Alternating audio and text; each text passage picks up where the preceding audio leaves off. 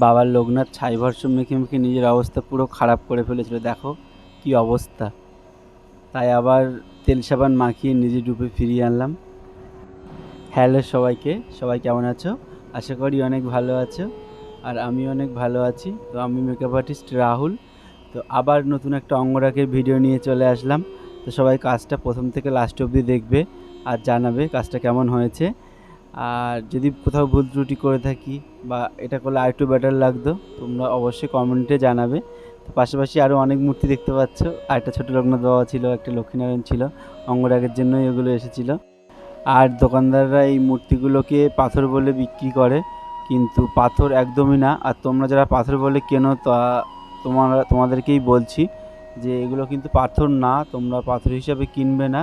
এগুলো এক ধরনের একটা ফাইবার। এগুলি ব্যবহার করতে করতে কিছুদিন যখন তোমরা ইউজ করবে, তখন আস্তে আস্তে এগুলো কালো হয়ে যায়। আর অ্যাকচুয়ালি এই মূর্তিগুলো কিন্তু পুজো হয় না। আর তোমরা অনেকেই পাথর হিসাবে কিনে আনো, এনে মূর্তিগুলোকে পুজো করো, কিন্তু অ্যাকচুয়ালি মূর্তিগুলো কিন্তু পুজোর মূর্তি না। পুজো হয় যেমন পিতল, মাটি বা পাথর, এইসবগুলোতে পুজো হয়। এটা অ্যাকচুয়ালি ফাইবার, এগুলোতে কোনো পুজোই করা যায় না এটা। কিন্তু আমরা জানি না, অনেকেই পুজো করে থাকি। তো তাদেরকে বলছি তোমরা এই মূর্তিগুলোকে পুজো করবে না, এমনি কিনবে, কিনে শোপিস হিসেবে সাজিয়ে রাখবে, তেমন ধরনের রাখতে পারো, কিন্তু পুজো করবে না। এটা আমার যতদূর জানা ছিল আমি সেটাই বললাম। এবার বাকিটা তোমাদের মত, তোমরা কি করবে না করবে।